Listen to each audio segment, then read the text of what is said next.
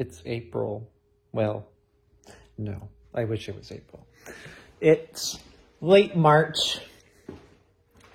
And guess where we are? Guess where we are? We're with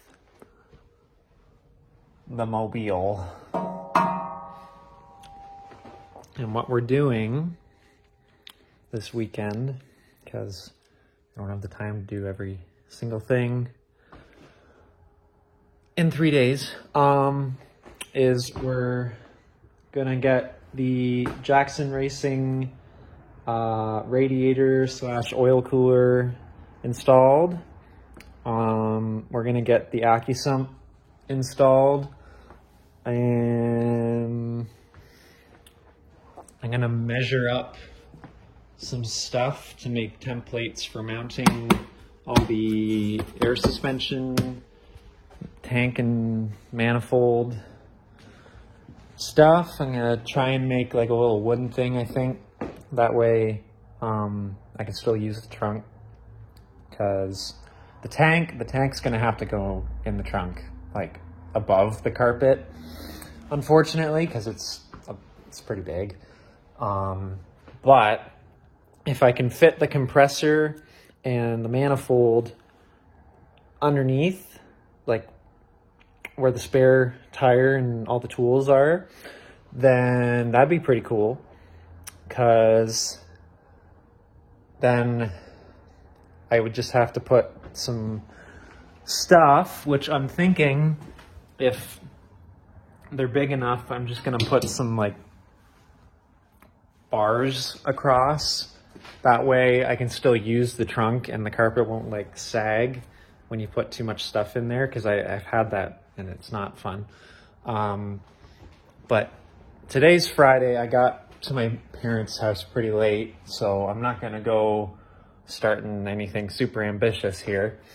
But I do want to drain the coolant, and I want to measure the hose, because I bought 10 feet of hose and I don't need 10 feet of hose, because I finally decided on a mounting point. I think it's going to go in the passenger footwell, right against the firewall.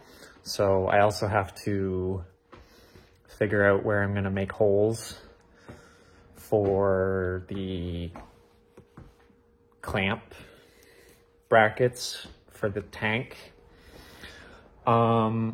The line itself, I think I'm just going to do a sound tube delete, because there's already a grommet and a hole in the firewall where I could put that hose through, no problem. So that's my thinking. Here we go. Got fittings, crush washers, got the mounting brackets, which I got somewhere. I don't know, I can't find it, but I have a whole bunch of like various hardware, just an assortment of, oh, it's right here. I got all this hardware here that I'm gonna like test fit and see what kind of solution I find ideal for the AccuSump mounting, and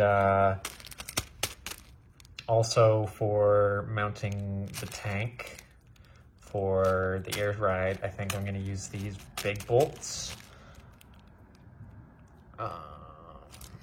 Yeah, but anyway, I should really get started. All right, so because I'm not taking the bumper off right yet, I'm just draining the coolant. I have to take off this little panel here. So I did the easy part already. I took out the three 10mm bolts that hold it in to the rad support. Now I just gotta get a flathead and take all these pop clips out, and that, yeah, those look like 10s as well.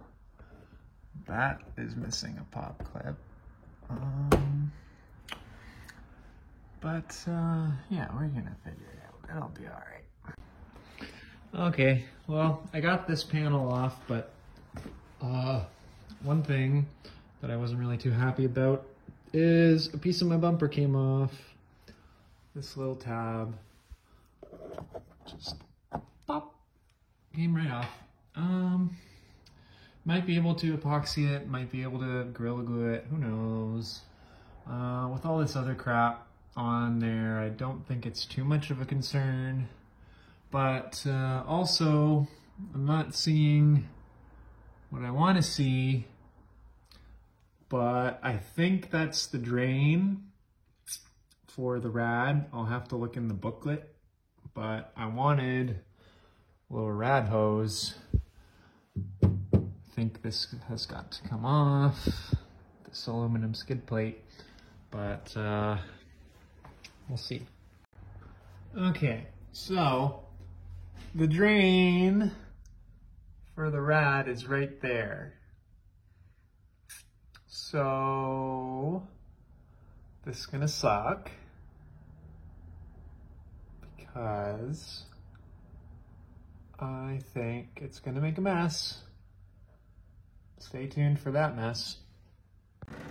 Okay, so they recommended putting a hose with an 8mm inside diameter over the drain valve nipple.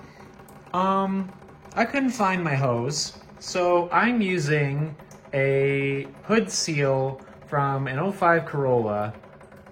That kind of fits over it, and I'm just relying on these little plastic clips as my seal while it drains into my thing. And it worked. I'm not making a mess. Okay, so now that the radiator's draining, I'm gonna try and take off the intake sound generator tube. That way I've got a path through the firewall to route the lines for the AccuSump. So first thing is this hose clamp. That's gotta come off.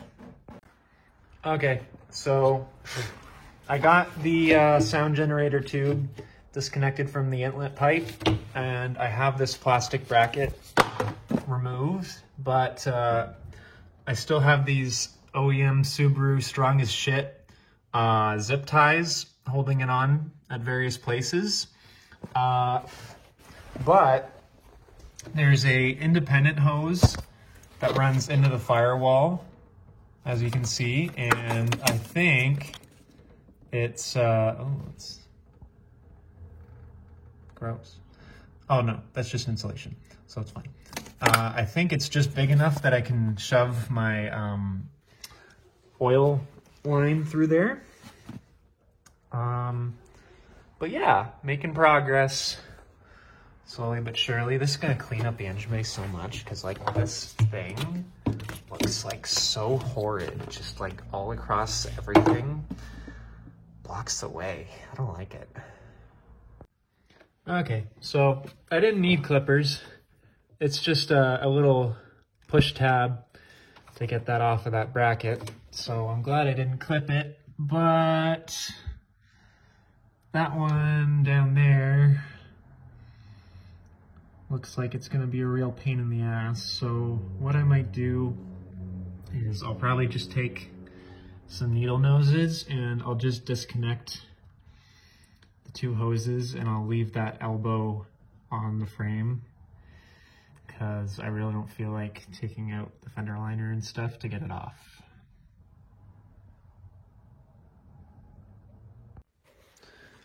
Okay, so I moved it a little bit. Oh man,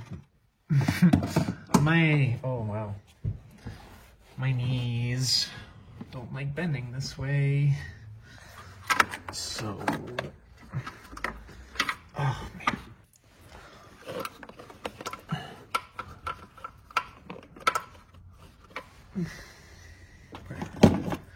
Where are my pliers? Oh, I don't like it. I do enjoy this one bit. Oh, I don't like it. Okay, well, I just, without even trying, yanked really hard, and I snapped the zip tie. So this is out. This is all out. All right. Oh boy. Scooch my way to the front of the vehicle. And yeah. Sound generator tube deleted. Hope I didn't break anything. So the last thing I want to do tonight before I call it a day is, if I can see it, down in there is where I'm going to be connecting my AccuSump line. I think it's that one with the plug. So what I want to do is I just want to, without really putting any fittings on or anything, I just want to loosely thread the line through that hole in the firewall from the inside, and then I'm going to pull it up and over to here, and I just want to measure how much line I'm actually going to need so I know where to make a cut on my 10-foot hose. That way I don't have this big long excessive coil in the footwell for the passenger to trip and pull with their shoes, which we don't want. Okay, so there's the sound generator tube hole. It will fit this hose, but I will have to drill it. Like I'll have to bore it out because it doesn't. That hole is not big enough as of right now. But the outside lip of this grommet, it will fit. It won't fit with the fitting, so I'll have to measure and cut it, put it through, and then put the fittings on while it's through there, because that, if I put the hose ends on and then I try and shove it through there's no chance. Second thing that I'm coming to terms with right now is that AccuSump is not going to fit in this footwell. The only way I could mount it is if I put it here, but I don't know if I like that idea, because this is where the transmission sits, and I feel that if I put self-tappers through here, it's it might hit something back there. So what I'm thinking is just put it right here with self-tappers, but like obviously it'll be facing this way. That way I've got easy access to where the handle's gonna be for the valve, and obviously it's just gonna like route like around here. Maybe I'll zip tie it through this insulation, and then it'll go through there into the engine bay.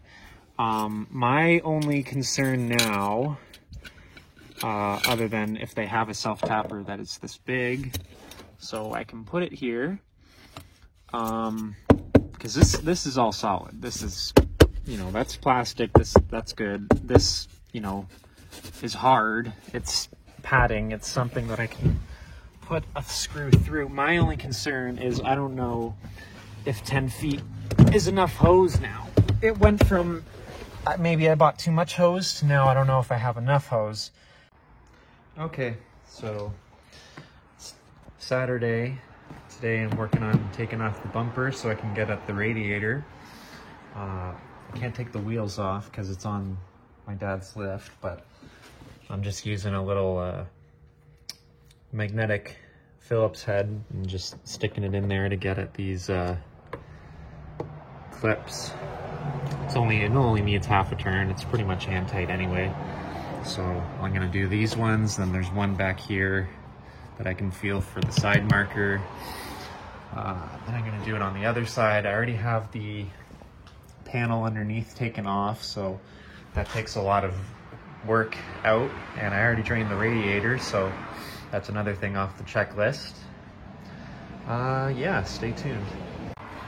Okay, so I don't know if I did this 100% by the book, but I got the side marker out after probably like 20 minutes of messing around with it. Something went flying around on the floor. I don't really know where it went. Just by looking at it, it looks like that little plastic clip or metal clip came off.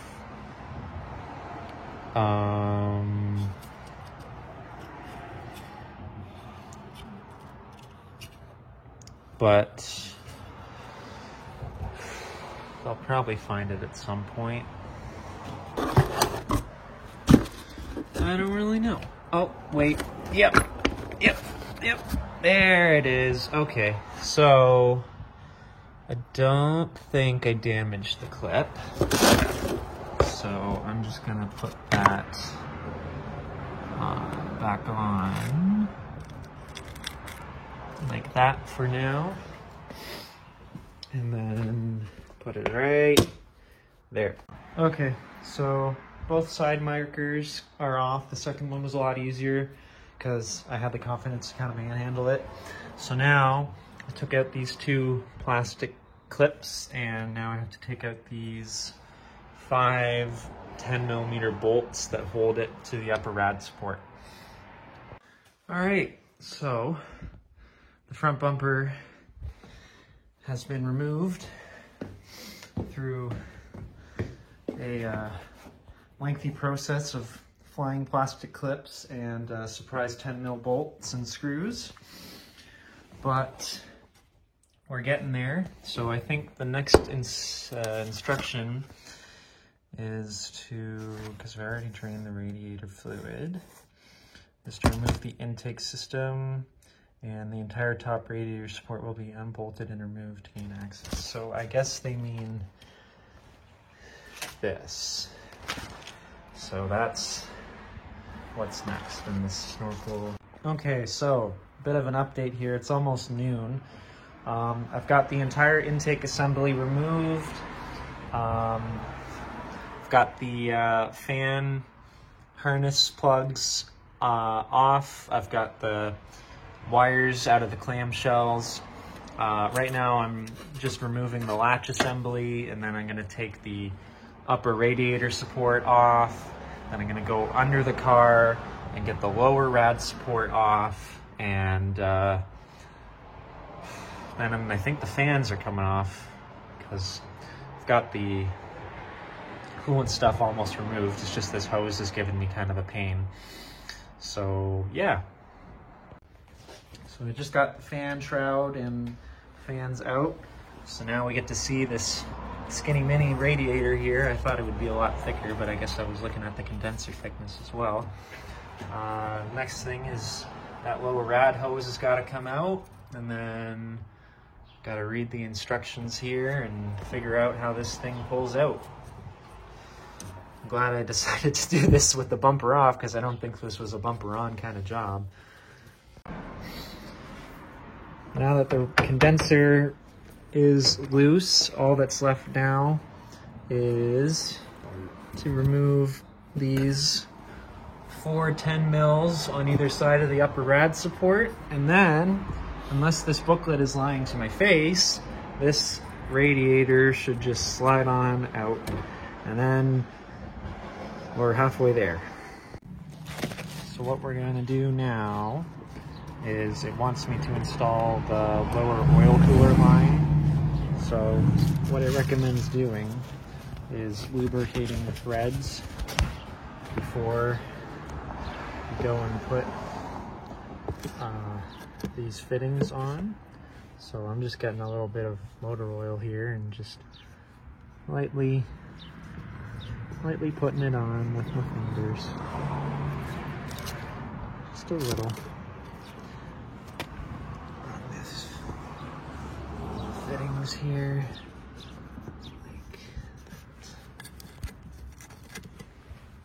I keep forgetting it's on this angle. I know. I thought, okay, straight like everything else. No. So we got the radiator in. It was a lot easier than they explained it, probably because they included pictures, so we knew what we were trying to look for. The hardest part was just to get this fitting around this hard line for the AC condenser, but it wasn't even really that bad because I've taken off so much stuff that the condenser just kind of moves on its own. And so now that's in. The other lower hose for the oil coolers in. Both tabs at the bottom are in the rubber isolators. This is a really beautiful radiator. I really appreciate the welds, being a welder myself. I think this is probably the last radiator the car will ever need in its life. So now we're gonna move on to reinstalling and probably putting that top line on and the sandwich plate and all that good crap. The condenser's mounted. The radiator's mounted and in there real good. Now we got to work on the oil cooler lines and the sandwich plate. Okay, so we got the spacer and the sandwich plate for the oil lines and the filter here. The socket is in, but it's not torqued yet because I need to keep it just loose enough that I can clock this adapter plate when I've got the lines on, so I know I have clearance for the intake and everything. Right now, I'm gonna put the AN fittings in. You wanna be careful not to cross thread them, because then you're fucked. So there's one, there's two again. Put oil on your fitting threads, because they are virgin and you will mar and strip them if you don't. So there we go. Then I'm going to grab my adjustable wrench and I'm going to tighten them down. And then the hosers are going to go on. Okay, so both oil cooler lines are attached in their correct position according to the picture. And the adapter sandwich plate is clocked to the appropriate location. So now you just get your 27 on there. I'm gonna need both hands for this, so that's why I'm explaining it beforehand. And you're gonna tighten that down. It doesn't give a torque spec, so I guess you just tighten it till it stops, but don't go nuts, obviously. Holy fuck. So we got the fans on, the fan shroud, lower rad hose. Right now we're cleaning up the overflow bottle to put on, and then the upper rad hose is going to go on. So we're almost at the end here. Got the intake put on. I just have to tighten up the hose clamps. I got the snorkel back on. All the rad support is in. Got a special radiator cap, and now we're just going to put the bumper back on and call it a night. And put the coolant in tomorrow. Okay, so I just finished filling the system with coolant. I made sure I waited until coolant poured out of the bleeder screw there. I put an extra half quart of oil in last night before I went to bed. So now what I'm gonna do to prime the system is I'm gonna do a safe crank. So neutral, e-brakes off, foot on the clutch, and all the way down on the gas at the same time. We're gonna let the fuel pump prime and just so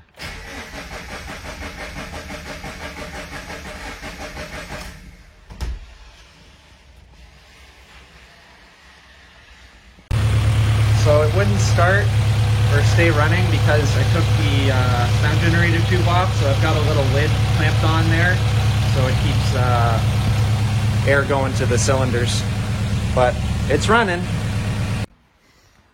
So I just had the car running for a little bit. The extra half quart was pretty adequate. We're like 2/3 of the way between the low and full marks on the oil dipstick.